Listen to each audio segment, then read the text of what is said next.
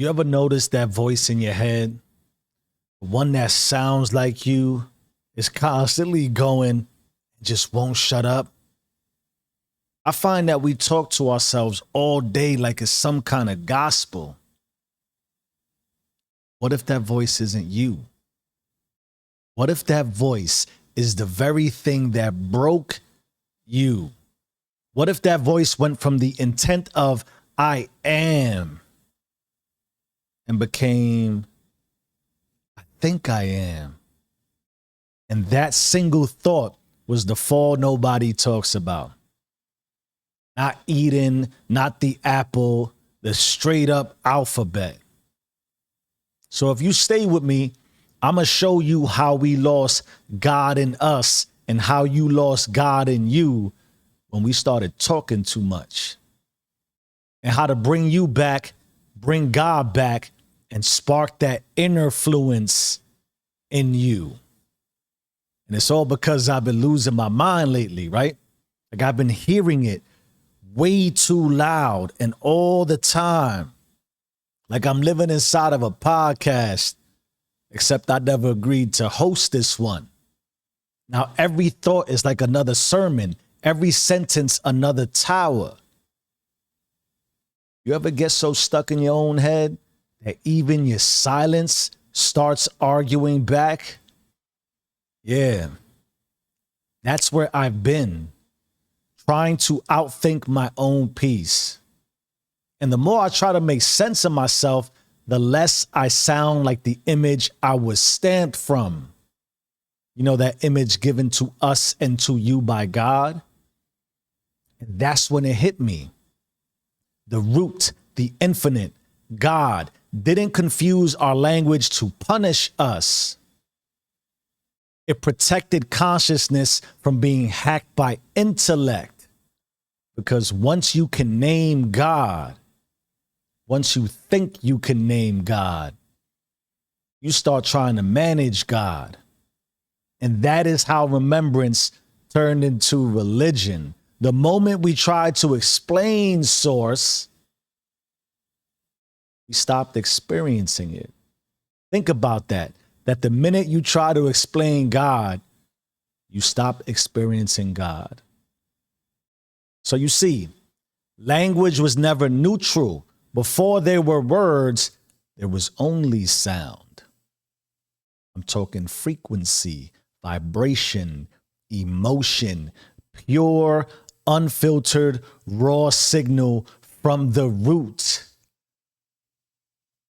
Then we learn how to describe that signal. And in describing it, we broke it. We distorted it. That is the Babel split. Sound, sentence, separation, self. That's when consciousness fractured. Emotion got demoted to irrational. But what if emotion wasn't weakness? What if it was like a wireless connection? Think of it like this. You know that feeling when you walk into a room and instantly you know something's off? Even before anybody speaks? Yeah, that's emotion reading the frequency before logic catches up. Even the neuroscience backs it. If you take emotion away, the brain can't decide. It will not make decisions. Logic doesn't lead. Frequency does. Emotion is how consciousness speaks in color and creates your reality. This is where the unconscious comes in. It is the quiet processor running the whole show, and it never sleeps. It's recording tone, rhythm, repetition. It does not care what you say. It cares how you feel when you say it. So if your conscious mind is chaos, your unconscious becomes your echo.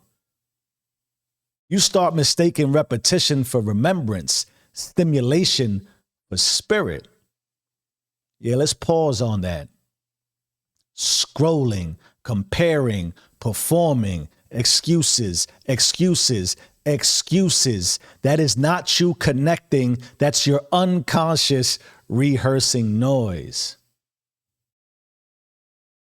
When you train your conscious emotion, when you bring awareness back to what you feel, the unconscious starts obeying again. Stops reacting. It starts responding. And my beautiful people, that is INNERFLUENCE. Your inner world setting the language for your outer one. You don't manifest by talking positive. You manifest by vibrating accurate. That's the real prayer. Emotion trained to truth. Your truth, the image stamped in you. So let's turn to that INNERFLUENCE. Let's do you, and let's do you together. 5 moves, 1 consciousness. We start with disrupt. Start catching yourself when you over-explain. Every time you try to justify your truth, you're building another tower in your head. You don't owe anyone a translation of your remembrance, a translation of your truth. Disrupt that. And you want to own it. Be honest. We've confused noise for knowing. We chase new words when we're scared of stillness. Sometimes you don't need a better explanation. You need a better frequency. Own it. Then you want to yield. Take 5 minutes a day. You have 5 minutes. I know you do. Take it in full silence, not to escape thought, but to merge with awareness. Let your body feel before your mind speaks.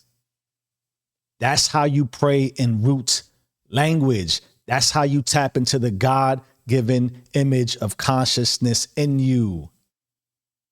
Then you want to observe. Watch what happens when you stop trying to sound conscious and just be consciousness. When you stop fighting to be understood, you start remembering that you already are. Because I am, and so are you. Then you want to unleash. Because when you speak again, don't talk about the root. Speak as the root. Not the person performing remembrance, but the image reactivating remembrance. My community of INNERFLUENCERS, heaven isn't a place or a promise. It's a consciousness. Influenced souls don't speak it. They vibrate it. Can you feel it, baby? Now the Babel in me has been loud, always explaining, always naming, always proving.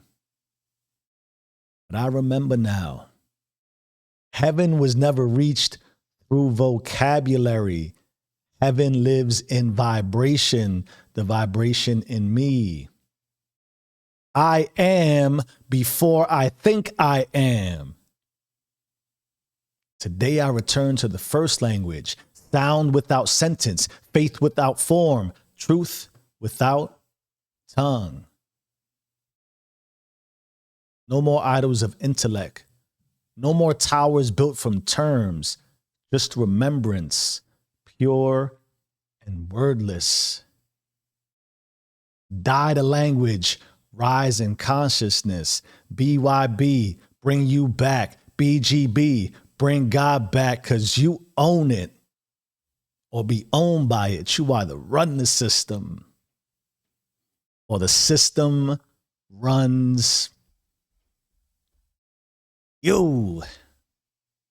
Change your mind, change your life. I am who I say I am. Do you and stay rich.